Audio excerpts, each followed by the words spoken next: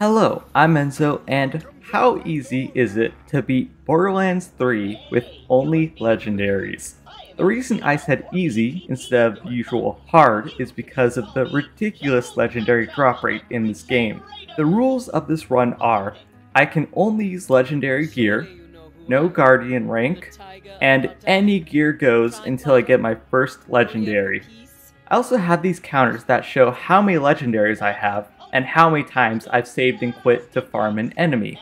In the last two Borderlands videos, I added the counters while editing, but for this run, I updated the counters live on stream, so sometimes these counters update a little late, but don't worry, they will usually update in the next clip.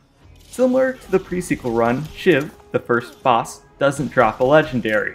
Well, not until level 11 for some reason. The devs probably thought that getting a legendary from the first boss was too much fun. Oh yeah, he can't be farmed either, so all of this makes absolutely no sense. And I only learned that he doesn't drop a legendary after creating 8 new characters in total to see if he could. So when and where will I get my first legendary?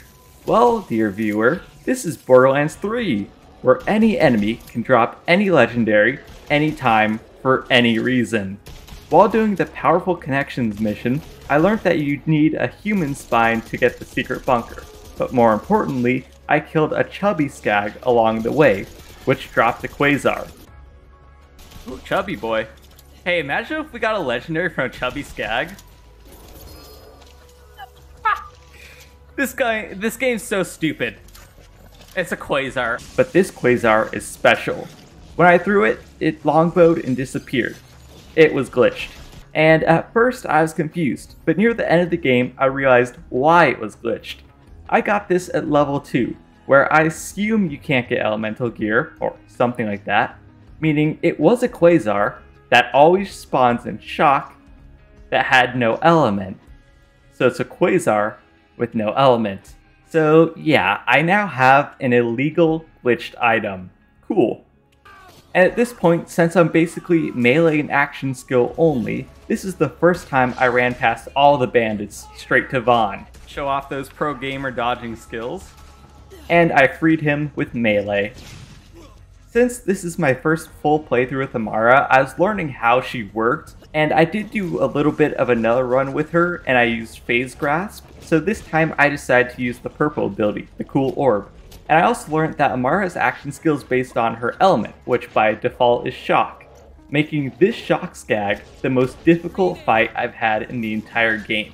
I know I forgot to unequip my shield, but I did remove it a little bit later. I was going to kill Dump Truck, but then I realized just how bad my survivability was, and I decided to try and open up the red chest for a chance at a legendary. You can use photo mode in spamming the use button to open this door. I usually only use this trick for the red chest here, but it did come in handy later. Considering the demo skags aren't ranged enemies, I thought I'd have a better chance at killing them. And I did. On my first attempt, without having to save and quit, one of them dropped a monocle. Now, I would prefer the Nighthawken, but at this point I will take any ranged legendary item. The only issue is I need one more level to be able to use it. I then decided to try my luck with Dump Truck, and honestly, he wasn't that difficult, but I probably beat him because I was using a shield. But I removed my shield right after this mission. I also had to commit the other crime of using another gun to shoot the target. I could have waited till I got a legendary, but I needed the XP from this mission to level up. Before moving on, I decided to try and farm the demo skags a little bit more to see if I could get a Nighthawken, but all I got was disappointment, also known as another monocle.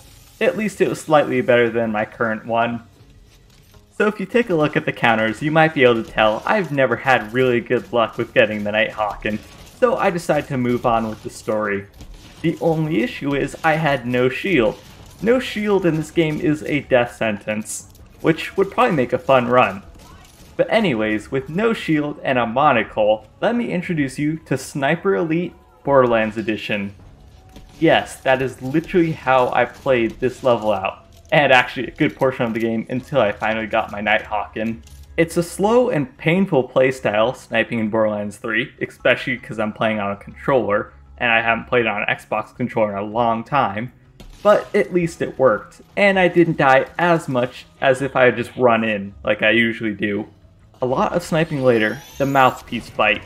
Honestly, this wasn't too difficult. He stayed still and didn't move a lot, so it was relatively easy to headshot him, making the majority of this fight just waiting through the invincibility phases. There was only one real close call where he blew up all of the other tanks and I was trying to look for a revive, but luckily there was one straggler that I got a second win from. I was planning to try and farm him, but I think you can only do that after doing Pandora's Next Mouthpiece, so that's unfortunate.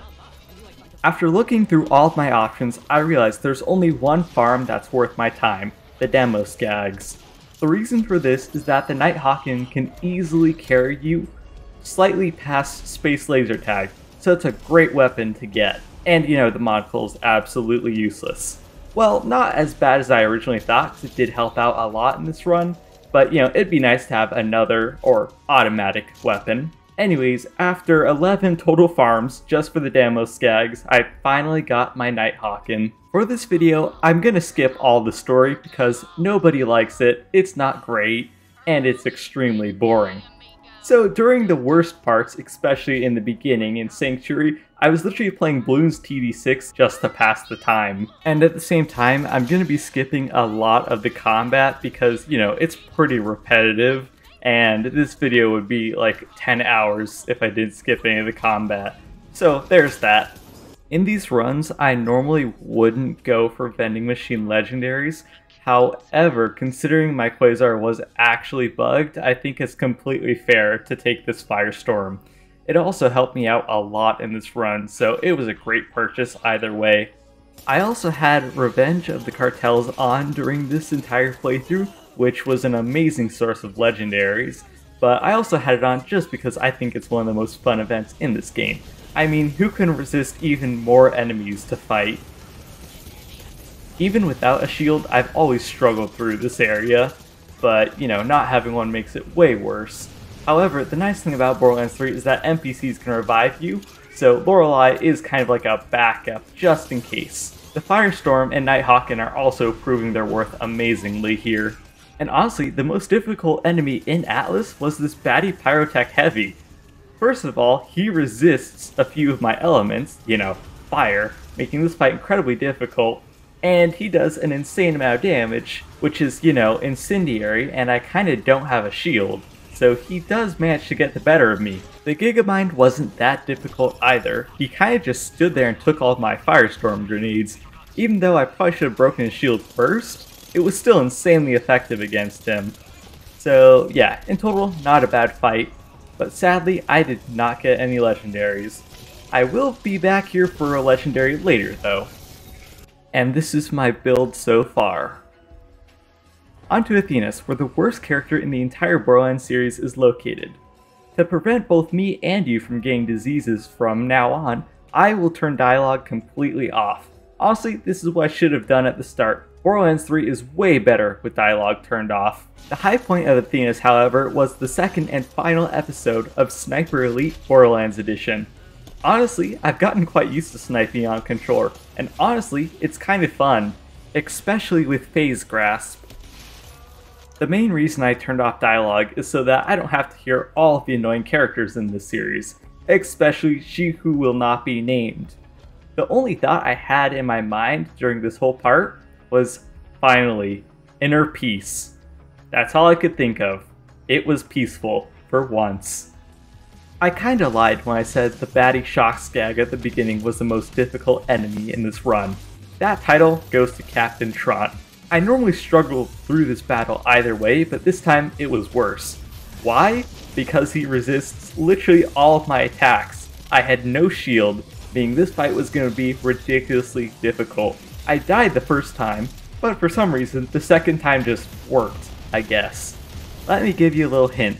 Buying the Firestorm was my best choice in this entire run.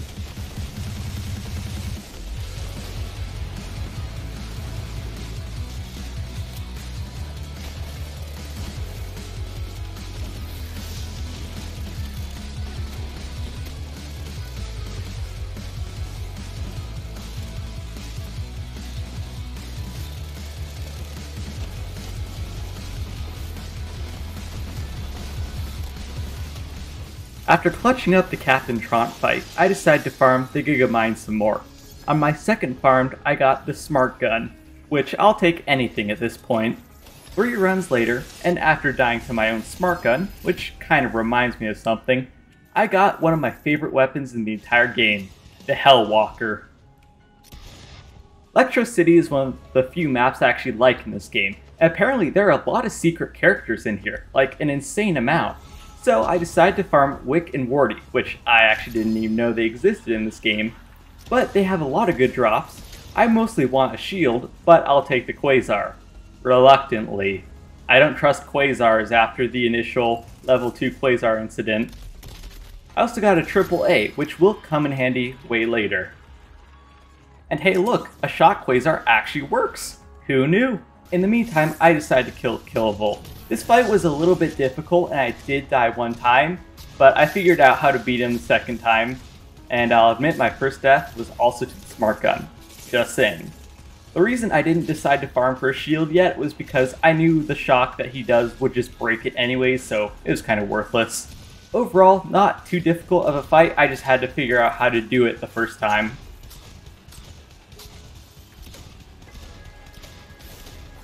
Whenever I farmed Wick and Wardy, I also farmed Urisk McEnforcer. He has a chance to drop a shield as well, and conveniently, he's the one who dropped the shield.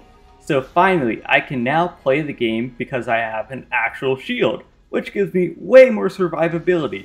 Even though I'm skipping a good portion of the gameplay, I have to admit, Skywall 27 is my favorite base game map. I know this is an unpopular opinion, but I think we need another Borderlands space game, like pre-sequel. I think pre-sequel is actually a god tier game.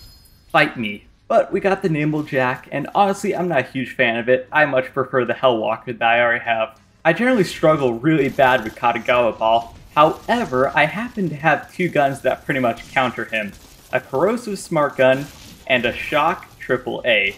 This fight was a complete joke. His damage wasn't even that crazy like it usually is. So yeah, he kinda just got melted. Now, I wasn't planning to replace the Hellwalker, but I do like the Brainstormer more than the Hellwalker, so I will gladly use it. In Atlas HQ, I wanted to kill the Power Troopers. First of all, it's a cool reference. Second of all, they have some really good drops, which I just happened to get a few of. Both the Star Helix and the Crossroads are great guns, but the Star Helix is one of my favorite assault rifles in the game, so I'm glad to get it. And Radiation is an amazing element because there are very few enemies that resist it. Katagawa Jr. is my least favorite fight in this game. Why? He has clones, he teleports to very annoying spots to hit, he has clones, he goes invisible. I could go on. I hate this fight. It's just annoying. It wasn't too difficult. I usually do have a bad time with this fight, but it wasn't that bad this time. Like I said, just annoying and lengthy. At least he's pretty squishy, so when you do manage to hit him, he gets melted pretty quick.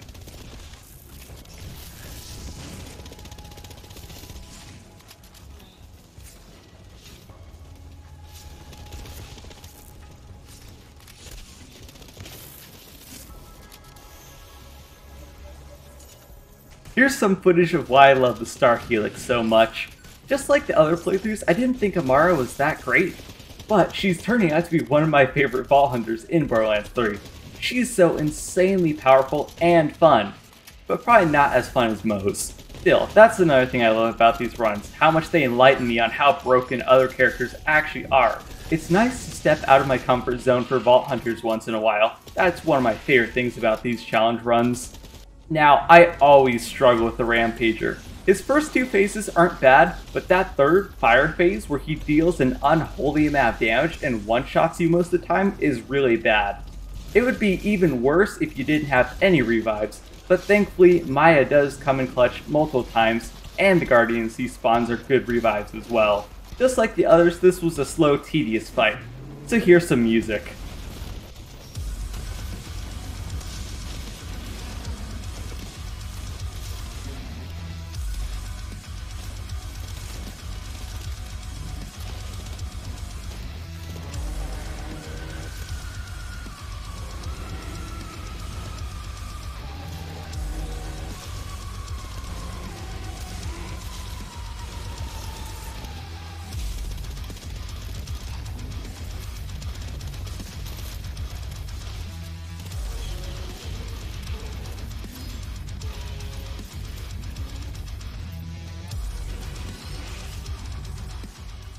And this is one of the rare moments I get a legendary from a chest.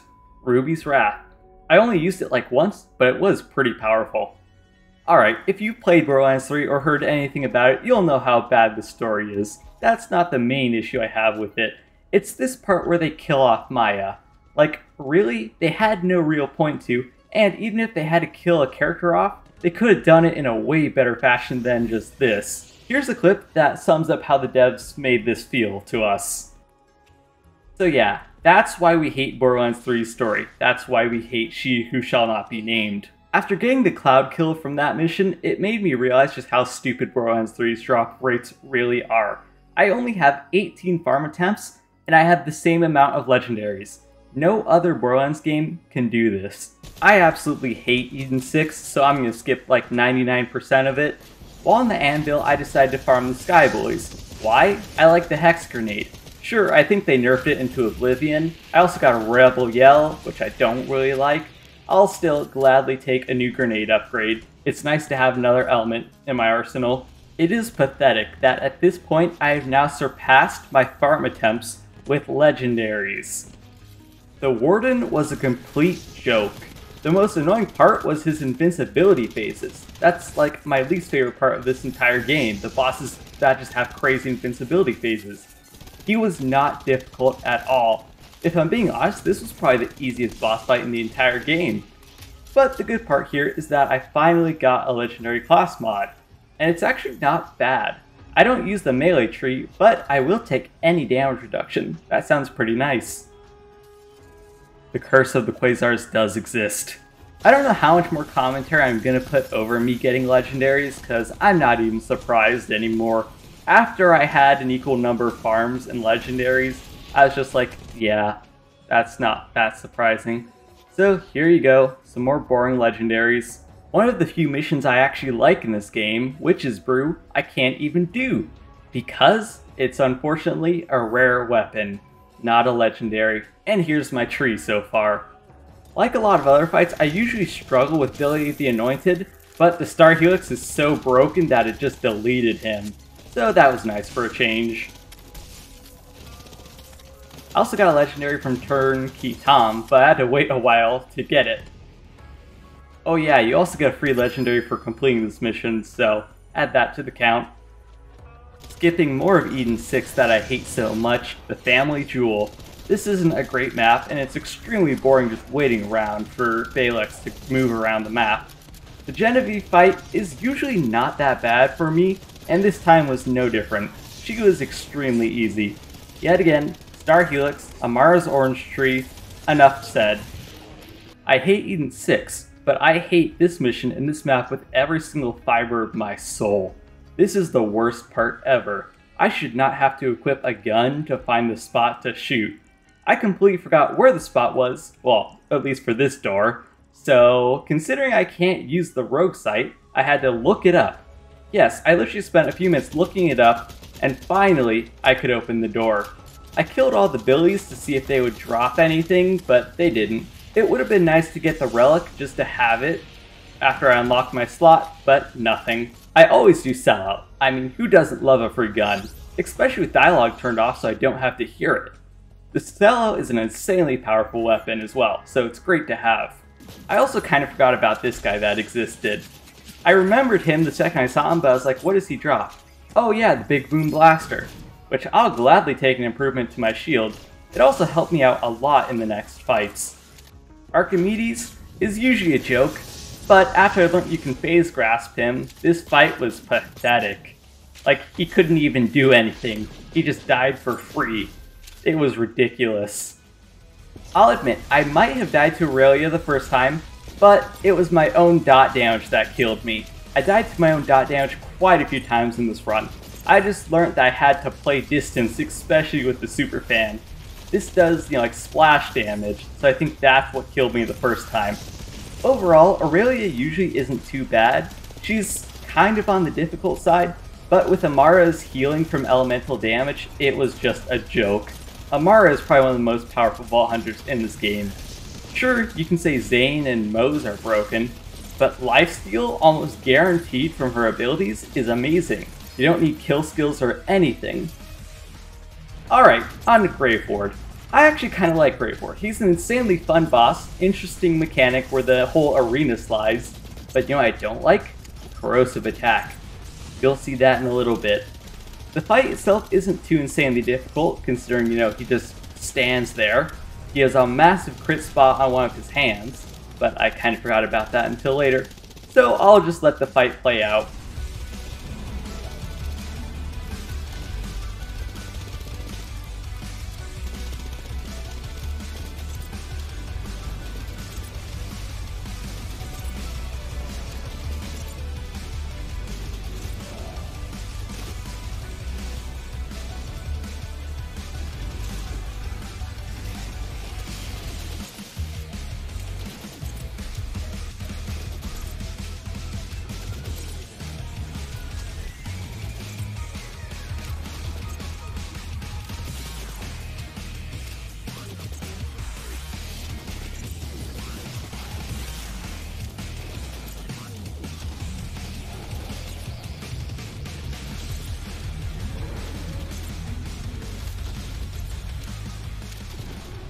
And Graveward has always had pretty good legendary drop chances, even if they aren't great legendaries. Another tenderizer I killed dropped 2 more legendaries, who could have guessed, but while going to add the 2 to my counter, I may have accidentally dropped my controller. It took me a few minutes to find the batteries. I got a crossroad from Big Donnie. This gun was nerfed a bunch, but it's still insanely powerful and insanely fun to use, so I'll gladly take it. Have I mentioned that I hate vehicle combat sections in this game? Because I do. Carnivora is probably one of the worst ones too. It's not terrible if you can get the smaller vehicles it spawns, but if those get away, you're just on an annoying chase for a long time. This mission's also even worse in Mayhem mode due to vehicle scaling. The Tink Train that I killed dropped a Snowdrift Moxie's Endowment, which I will gladly take. Finally, I have a legendary relic, the Agonizer 9000. I have never struggled with this boss fight, one of the easiest bosses in the game, in my opinion, mostly just because it's completely stationary. You can easily dodge its attacks, and its attacks don't do that much damage, but I almost died to my own bouncing pair. A good portion of fight for your lives and deaths in this series has been to my own gear, oddly enough. The enemies aren't that big of a threat, I'm a bigger threat to myself.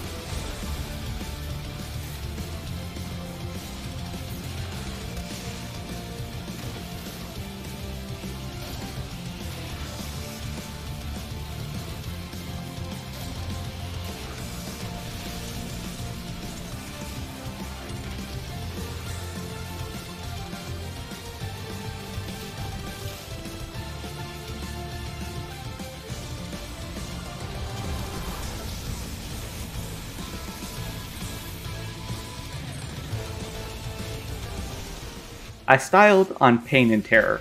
I didn't care much about the assault rifle, but this loaded dice interested me. More elemental damage on Amara, but less health? I gladly equipped this, and this is why I have less health but deal so much more damage for the rest of the run. From Sloth, I got the Maggie and the grenade. And I'll admit, I used the Maggie up until the end of this run. This gun is so insanely powerful, one of my new favorite guns in the game for sure. Also, remember when I said the camera trick would be used later? Well, this is it. The grenade dropped on top of the little building there and I couldn't reach it, so I had to use one of my favorite tricks in this game.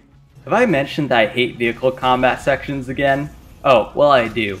And this level is the worst one. And whenever your car is destroyed, you have to go find a catch a ride. I was gonna snowdrift through the entire thing, but I decided it was a little bit too slow. I might as well just take the painful car.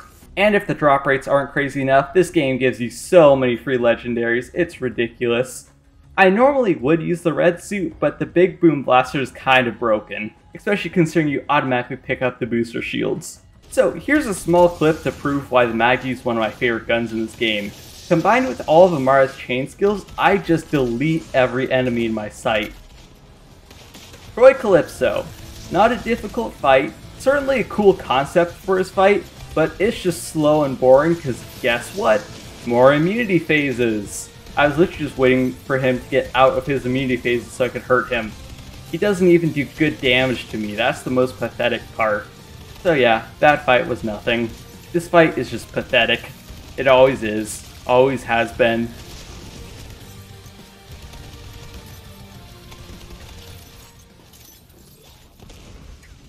One Tyrone, one Legendary.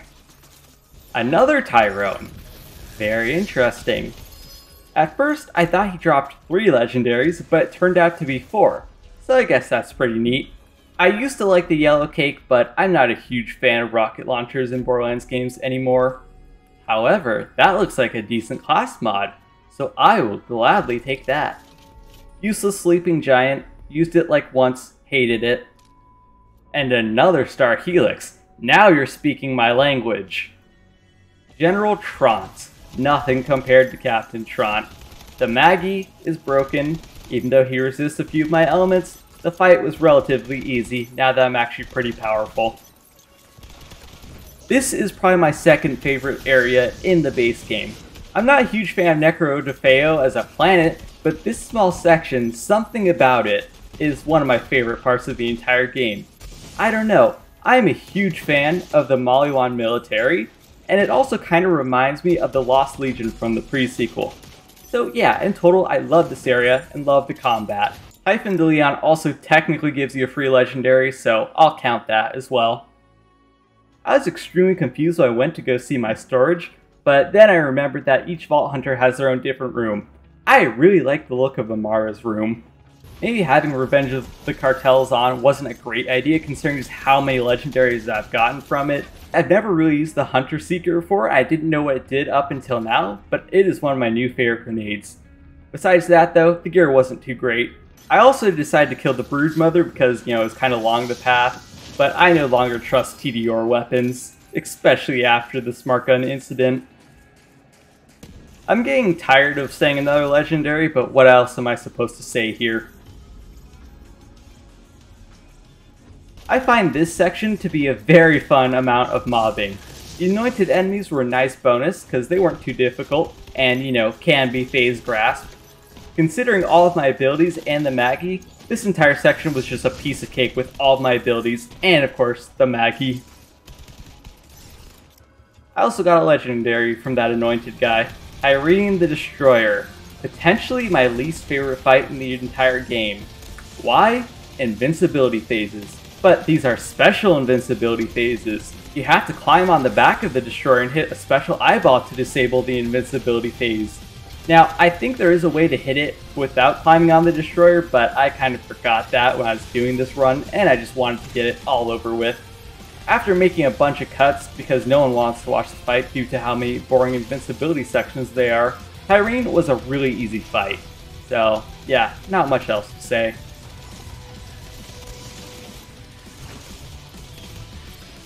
And I got another Brainstormer from Tyreen. After beating Tyreen the Destroyer, Tannis will open this red chest, which will give you guaranteed legendaries, and I just happened to get 4, bringing the grand total of legendaries up to 56. Only 18 fire attempts with 56 legendaries. We all knew that Borderlands 3 drop rates were ridiculous, but I didn't know it was this bad until this playthrough. Now in this episode, I only did the base game of Borderlands 3.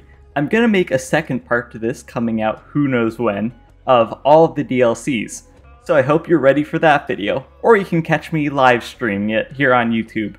Anyway, I hope you enjoyed watching this video, and thank you as always for watching as well. Stay tuned for the next part of the Borderlands Legendary Only Challenge Run series, and this is going to be Enzo from LookIntoGaming signing out.